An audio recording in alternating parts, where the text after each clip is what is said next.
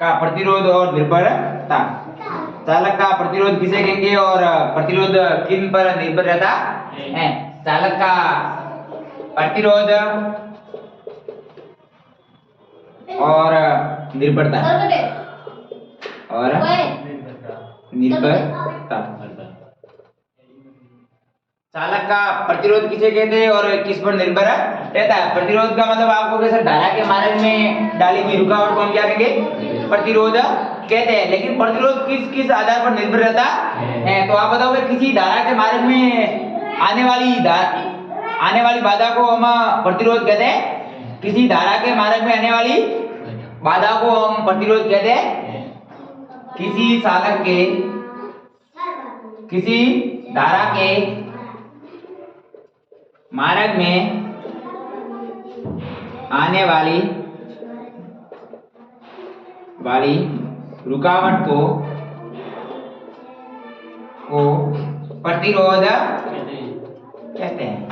अब पूछे प्रतिरोध की परिभाषा, तो आप बताओगे कि कोई भी धारा प्रवाहित हो रही है तो उसके मार्ग में जो भी रुकावट आएगी उसे प्रतिरोध कहते हैं। प्रतिरोध को किससे प्रदर्शित करते हैं? तो हमें पहले से भी पता था कि प्रतिरोध को मास से प्रदर्शित करते हैं। प्रतिरोध को किससे प्रदर्शित करना?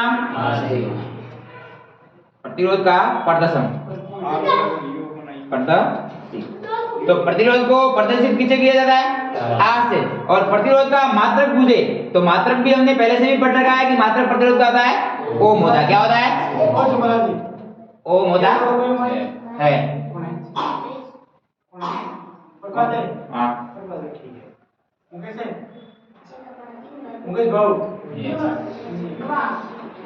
चालक का प्रतिरोध किसे कहेंगे? तो धारा के मार्ग में डाली गई रुकावट को प्रतिरोध कहते हैं। प्रतिरोध का मात्रक क्या होता है? आर। प्रतिरोध का मात्रक ओम होता है लेकिन प्रदर्शित किससे किया जाता है? आर से किया जाता है। और अब आर बराबर हमारे पास में हो जाएगा V अपॉन आई। V बटे आई ये आया ओम के नियम से। ओम का नियम V बराबर होता है आर आई, और आर हमने निकाल दिया क्योंकि ओम ने बताया था कि विभवांतर होगा वो धारा के क्या होती है? समानुपाती होती है। और समानुपात का चिन्ह हटाने के लिए हमने V बराबर क्या लगा दिया था? आर नियतांक लगा दिया, जिसे हम ओम का नियतांक भी कहते हैं। और यहाँ से हमने आर निकाला, आर बराबर हो जाएगा V अपॉन आई, जो ये का ये मतलब है। हमारा सूत्र है का प्रतिरोध निकालने के लिए V बटे आई। मात्रक पूछे ओम के लिए तो प्रतिरोध के लिए ओम होता है, और प्रतिरोध का किससे प्रदर्शित करते हैं? आर से करते हैं। अब हम पूछेंगे कि एक ओम किसे कहते हैं? अब आपने बता तो दिया कि सर इसका मात्रक ओम होता है, लेकिन ओम कहते हैं किसे? अब वो पढ़ेंगे।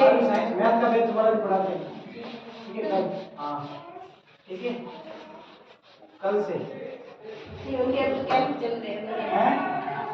एक ओम। जैसे गणित की लैंग्वेज में आप पढ़ोगे तो यदि हमने आई बराबर क्या मान लिया? 1 एम्पियर मान लिया, और V बराबर क्या मान लिया? 1 वोल्ट। विभवांतर का मात्रक हमारे पास में वोल्ट होता है और धारा का मात्रक हमारे पास में एम्पियर होता है। तब ये मान अगर मैं सूत्र में रख दूं तो R बराबर हमारे पास में क्या था? V बटे आई था। अगर V की जगह भी हमने 1 ले लिया और I की जगह भी 1 ले लिया तो हमारे पास में आ गया 1। R बराबर 1 आ गया, और R का मात्रक क्या था? ओम हो गया। तो हम R बराबर क्या बता सकते हैं? 1 ओम। ये तो है गणितीय भाषा में। किसमें है? इसका अगर हम हिंदी लैंग्वेज में बताएंगे तो यदि किसी चालक में 1 एम्पीयर धारा प्रवाहित करने पर 1 वोल्ट विभवांतर उत्पन्न होता है। वो बता रहा है यदि कोई भी चालक है इसमें 1 एम्पीयर की धारा प्रवाहित करनी है। धारा हम 1 एम्पीयर की प्रवाहित कर रहे हैं और 1 एम्पीयर की धारा प्रवाहित करने पर उसमें विभवांतर 1 वोल्ट उत्पन्न होता है, जिसे हम 1 ओम कहते हैं। आपको मैं लिखवा देता हूं यहाँ पर। यदि किसी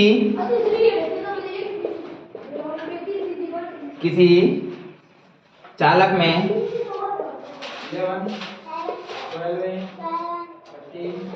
1 एम्पियर धारा प्रवाहित करने पर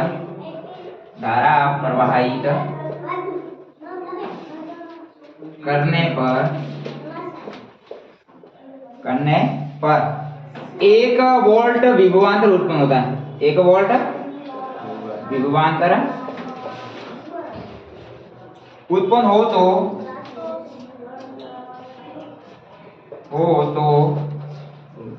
चालक के प्रतिरोध को प्रतिरोध को 1 ओम कहते हैं।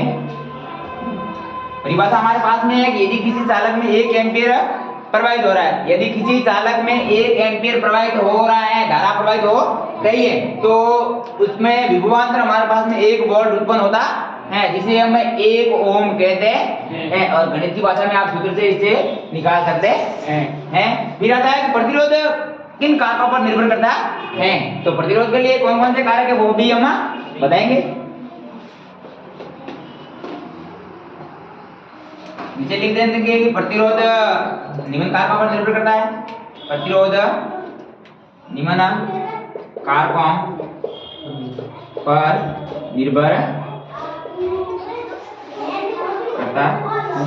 प्रतिरोध किन किन कारकों पर निर्भर करेंगे, तो आप बताओगे कि प्रतिरोध एक तो लंबाई के समानुपाती होता है और क्षेत्रफल के व्युत्क्रमानुपाती होता है, और ताप बढ़ाने पर प्रतिरोध क्या होता है, घटता है, और ये चालक की प्रकृति पर भी निर्भर करता है।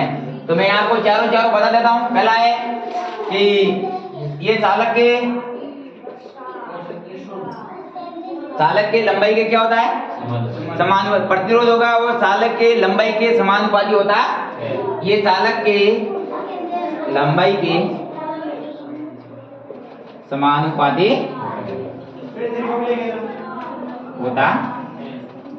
प्रतिरोध चालक के लंबाई के समानुपाती होता है। प्रतिरोध का मात्रक होता है हमारे पास में R होता है, और R किसके समानुपाती, ये समानुपाती कैसे लगा दिया था, और लंबाई के क्या होता है, समानुपाती होता है। और दूसरा है कि चालक के अनुप्रस्थ काट के क्षेत्रफल के क्या होगा, व्युत्क्रमानुपाती होगा। मतलब चालक का जो क्षेत्रफल होगा उसके व्युत्क्रमानुपाती होता है। क्या व्युत्क्रमानुपाती होता है, प्रतिरोध।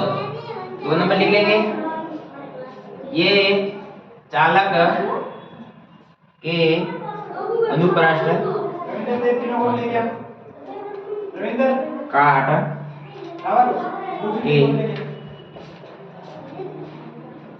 क्षेत्रफल के व्युत्क्रमानुपाती होता।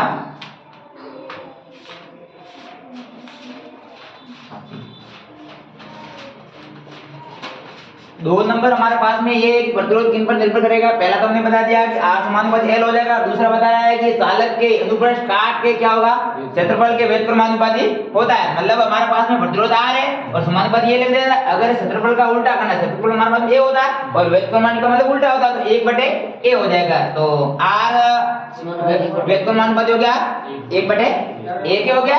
और तीसरा है कि ताप बढ़ाने पर प्रतिरोध घटता है।